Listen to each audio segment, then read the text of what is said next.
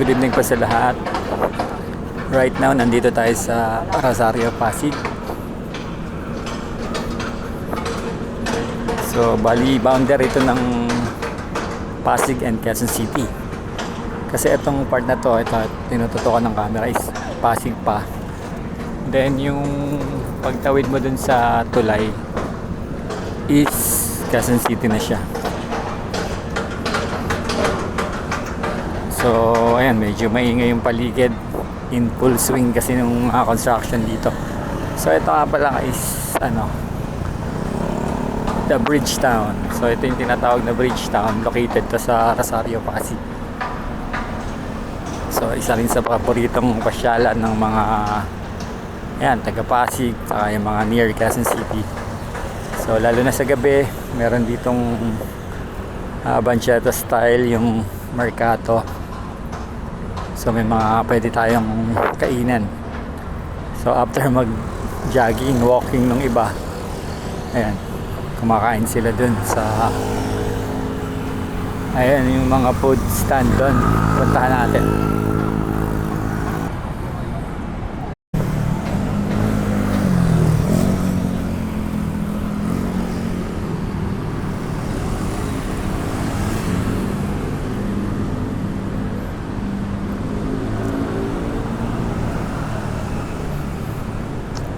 So maaga pa, past 6 pa lang. Pero makikita nyo marami na ring taong nagja-jogging, nagwo-walking dito sa Bridge Town.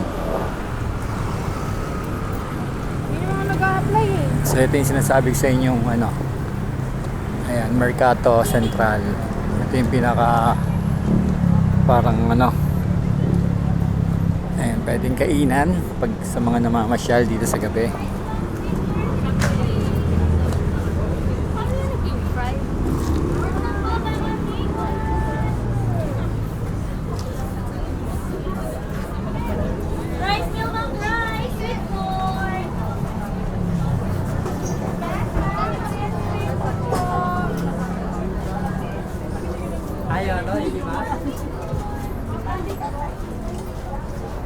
Friday.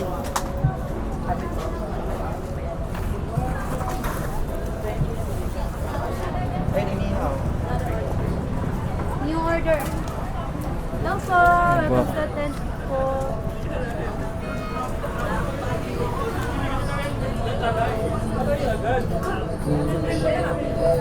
Sa tila lang yun ang nakilala, sa tila di makaya pagigay ng pesta.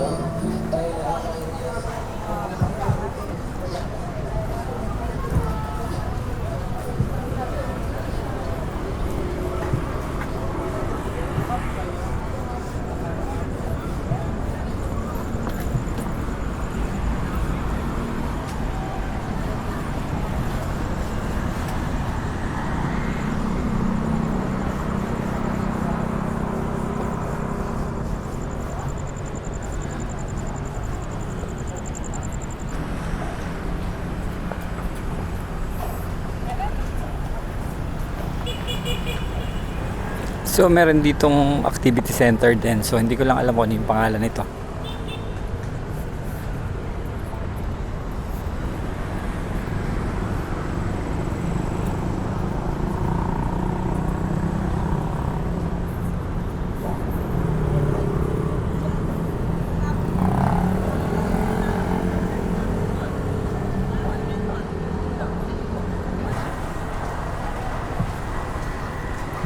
So sa mga gustong pumasyal dito, ayan, dito lang to sa Rosario, Pasig. Dito rin located yung temporary City Hall ng Pasig. Kasi 'di ba yung City Hall ng Pasig is nire-reconstruct. So temporarily dito muna sila nag-oopisina. So ayan, sa mga gustong makita si Mayor Vico, every Monday merong flag ceremony dun. Ayan, dun sa kabila nitong football stadium na to. Ayan.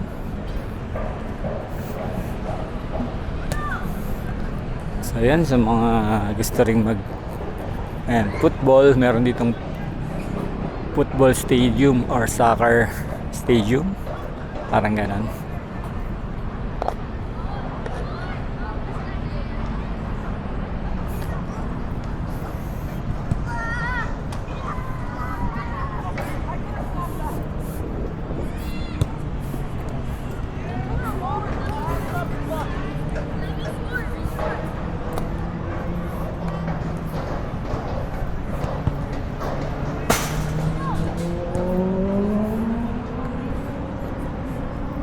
So yun, malawak din yung pasyalan dito. Kaya maraming mga joggers, mga nagja-jogging sa paligid. So mga health conscious. And every night, marami ditong nagja-jogging. Sa morning, meron din. Kaya lang, mas lively yung sa gabi. Kasi, yan, maraming activities. Tapos yun nga, merong Mercato Central. Yun, pwedeng kainan pag bigla ka nagutom habang ikay nag-exercise.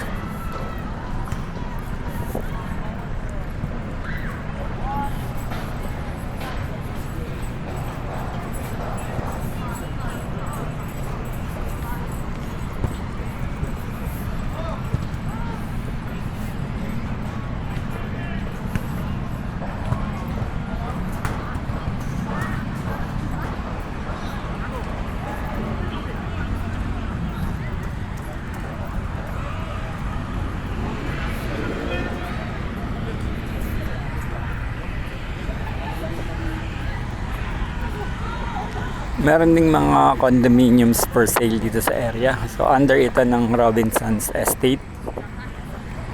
So sa mga gusto ring mag-invest, alam ko meron silang mga condo rito.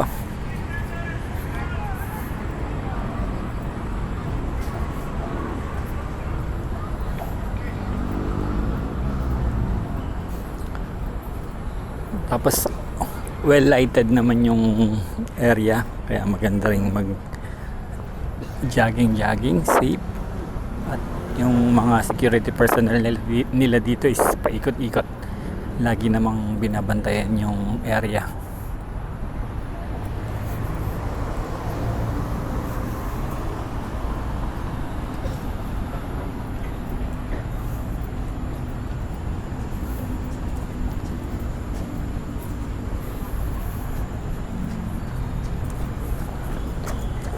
Ayun, nalampasan pala natin. Ayun yung temporary Pasig City Hall.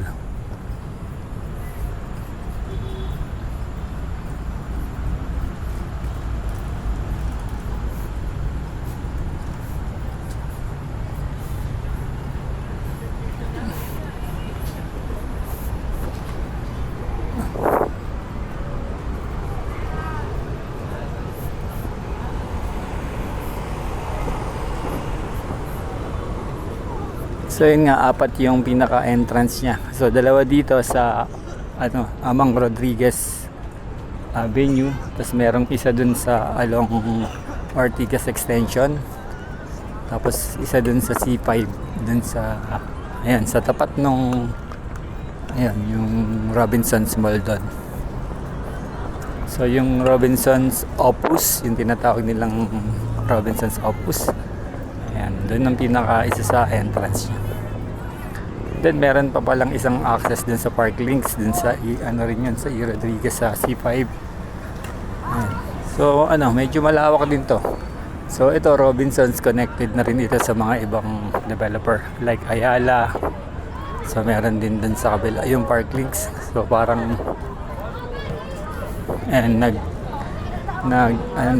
nag-collaborate na rin yung mga developer dito para isang malaking business central something ganun.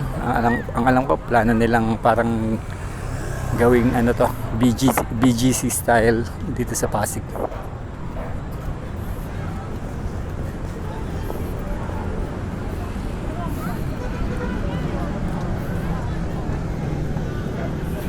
So ayan, maraming nagpipiknik, maraming tao. So dito nga pala sa Amang Rodriguez entrance, meron ditong may Starbucks, mga gustong magpalamig, mag-coffee, merienda. So yun, dito located yung Starbucks. So pasok mo dito sa Amang Rodriguez entrance.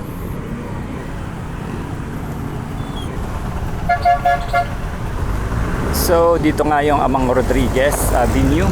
So dito yung isa sa main entrance nitong Bridgetown.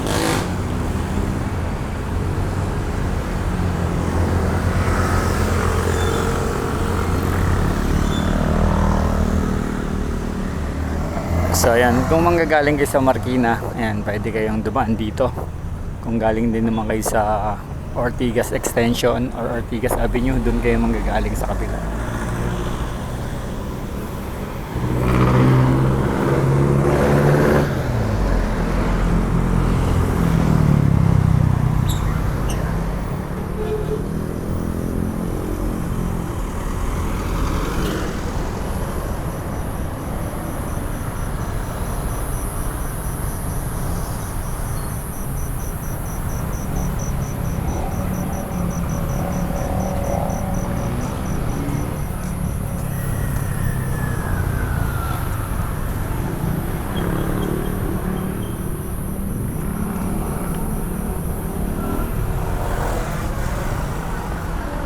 So dito sa Amang Rodriguez entrance, malapit sa Starbucks.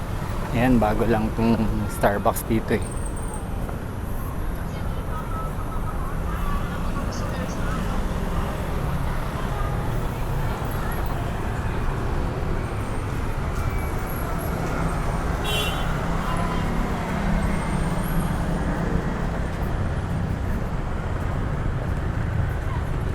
So located at East Drive.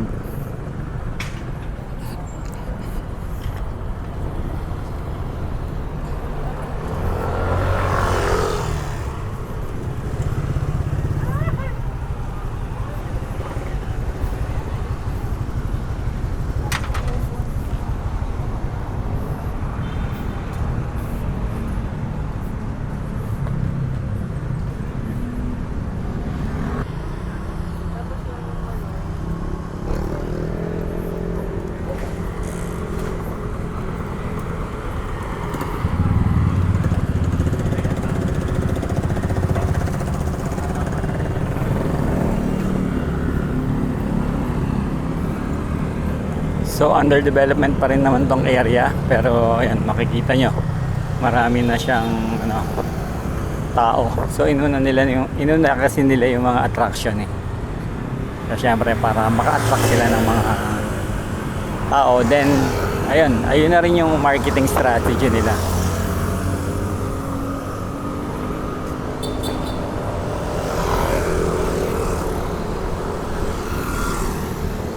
So dati nga libre yung parking dito ilang panahon din. Kaya lang sa ngayon nilagyan na nila ng payment yung parking. So sa mga gustong magdala ng sasakyan, so merong parking fee na 50 pesos pag Monday to Friday, flat rate siya. Pero pagka weekend, alam ko, yung first 3 hours lang yung 50, then yung succeeding is na siya, 10 pesos per succeeding hour. Pag weekend yan, Saturday and Sunday and holiday. So may mga artwork din dito. Ayan, kagaya nito. Ano ba to? Nanlalambat. So ito, open spaces. Maraming dito na tao.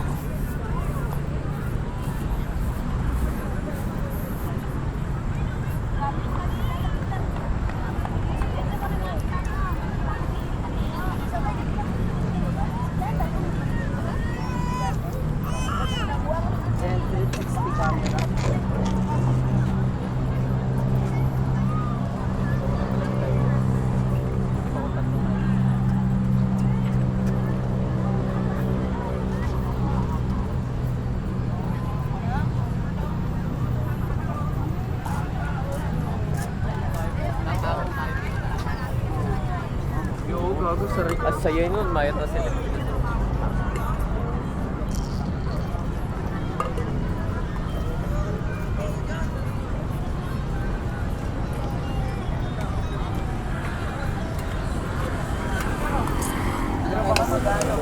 Dito ka naman.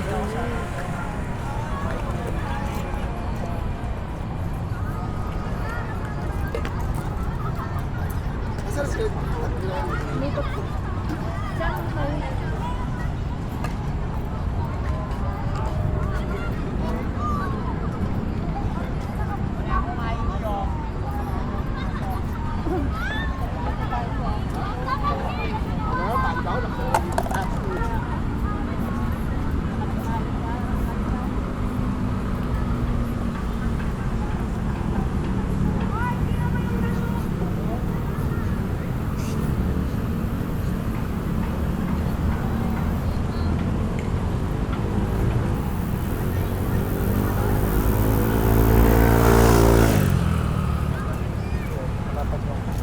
So mailaw yung lugar, so maliwanag, kaya attractive yung ano, yung area.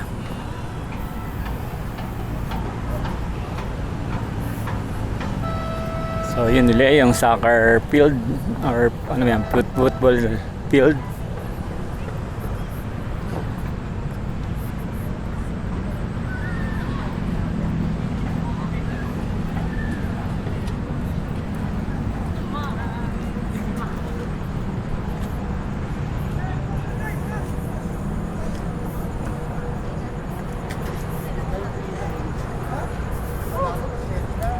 So, doon nakalagay yung ano nila, yung pinaka, ayun, saan ba? Yung pinaka comfort room nila dito, located. So, ito may activity center, hindi ko lang alam yun. Bridgetown Obstacle Park. So, maganda to sa morning eh. Siguro, medyo madilim na kasi ngayong gabi, pero siguro mga, ayun, obstacle park pala to. Kaya maraming obstacle course. So, ano rin sila dito, bali pets allowed kung mapapansin nyo. Pwede nyong igala yung mga pets nyo rito. So, marami nga ditong stray dogs kasi yun nga, pag sabi ng mga guard, yung owner din daw nitong place, ano, pet lover. So, hindi nila itinatabo yung mga pet, stray cats, stray dogs, mapapansin nyo marami dito.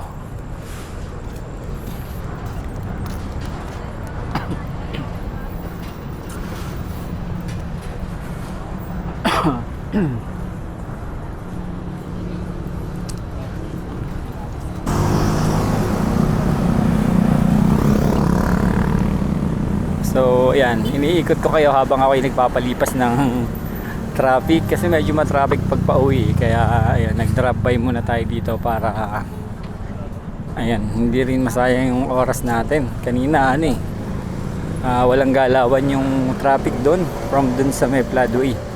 So, kung uuwi tayo or biyahe tayo, ayan, sayang lang yung gasolina natin tsaka yung oras. So, ito, ipapasyal ko muna kayo dito sa Bridgetown. So punta natin yung ano doon, yung mall sa kabila. Ayan, tatawid tayo ng Quezon City.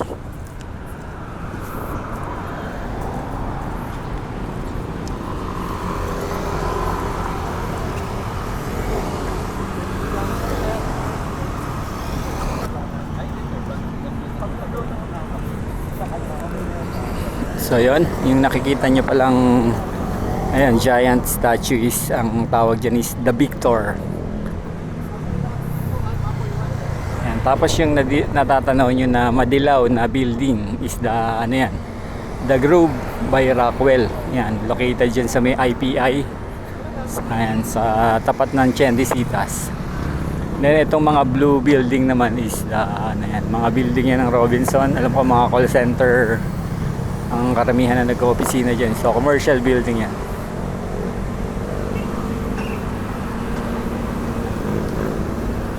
So, yan. Ang daming open spaces na pwedeng, ayan, pagtambayan. So, ito isa sa main attraction dito, yung The Victor. So, nagpapalit-palit ng kulay yan pagka, ano, depende sa mood. And minsan kulay, ano, Philippine flag, kagaya nung nakaraan. Tapos nung nakaraan naman yung nagkaroon ng launching ng Superman the movie. Ayan, bali kulay Superman, yung gitna niya nag-form ng Superman.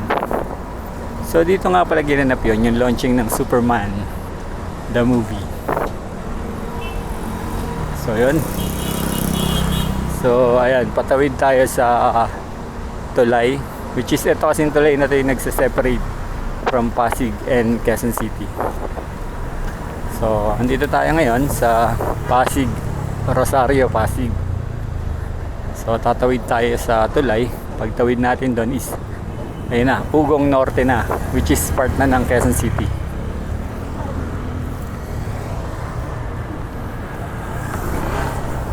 So, yung pati yung mga tulay dito ang gaganda, no?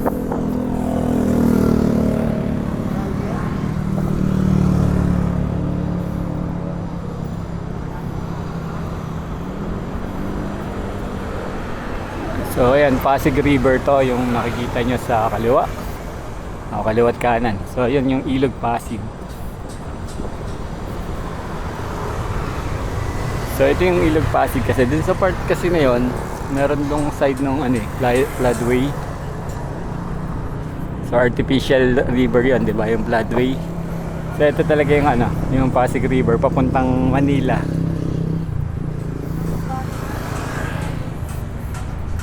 Ako kahit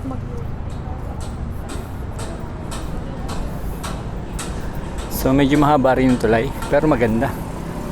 Ayan, pwede rin mag-photo ops dito. Ayan, maganda rin yung background. So may mga ano ba yan, mga bangka, commercial boat.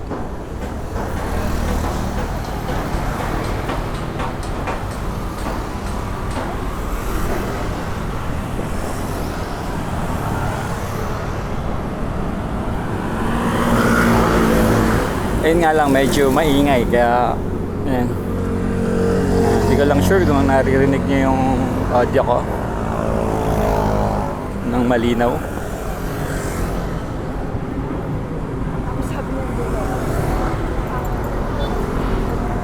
Ayan, ito namang nakikita niyo sa left side. Ito na yung tinatawag na ayan, Opus Mall. Ayan. So pagmamay-ari ng Robinsons.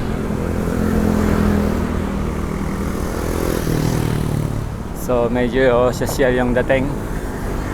At ayan, medyo maganda yung loob niyan eh. Malalaki yung mga spaces ng mga commercial commercial space nila sa loob.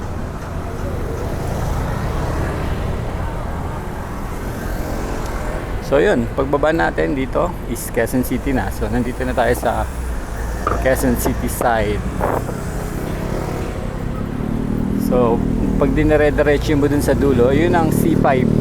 Ayan, C5 road. Yan, papunta ng papuntang Eastwood sa kanan, tapos papunta naman sa kaliwa, yung papuntang Ortigas, papuntang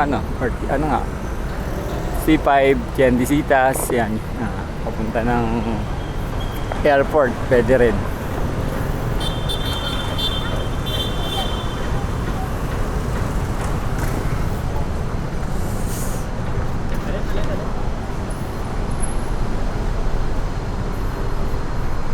Ayan, so nandito tayo sa ilalim ng Opus Mall. Hindi ko lang kasi sure sa loob kung pwedeng kumuha ng video. Baka hindi tayo payagan pag nag-video tayo sa loob.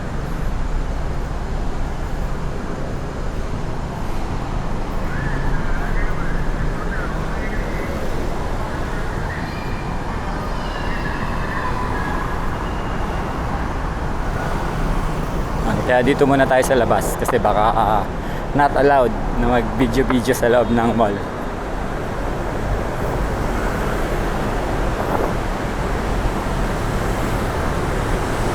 So ito, pag dinare-diretso nyo naman tong daan to, ang labas nito is Ortigas Avenue. So nandito yung mga call center agent, karamihan kasi yung mga building dito is ayan, diba, Concentrics, ayan, iba't-iba pa nga ng mga call center company.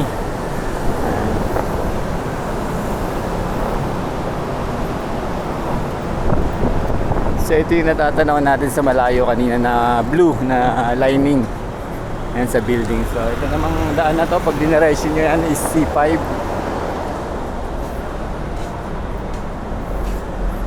So marami rin dito establishment. So 24 hours yung mga establishment dito kasi nga yung mga work ng mga nagtatrabaho rito is 24 hours din. Kaya yan, madalas din tayong dumaan dito. Hindi ito nagsasara yung mga karamihan ng mga establishment dito.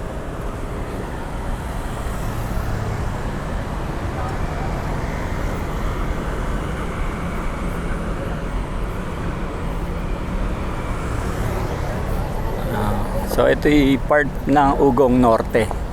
Ayan, Quezon City. So bali nasa boundary ito ng Pasig and Quezon City halos. So paglabas mo nga dyan, pagtawid mo is Rosario na yon. Rosario yung IPI. kung familiar kayo doon sa dating company na nakatayo dyan.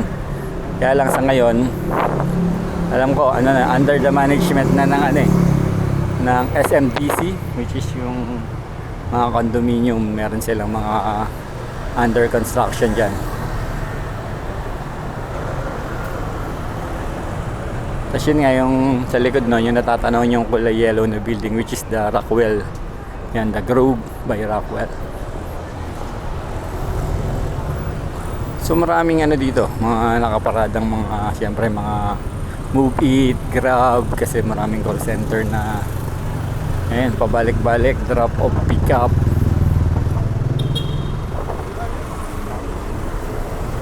So dito rin yung the Bellaris showroom. Ayan, may Starbucks din pala dito sa side na to, ayan o. So dalawa yung Starbucks pala dito. Iba pa yung Starbucks dun sa loob ng mall ng Opus Mall.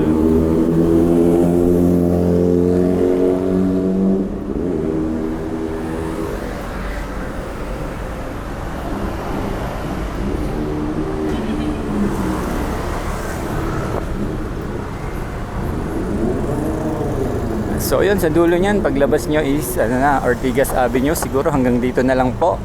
Ayan, medyo nag-exceed na tayo dun sa time limit nitong recorder natin. So yun, thanks for watching and keep safe po sa lahat. God bless.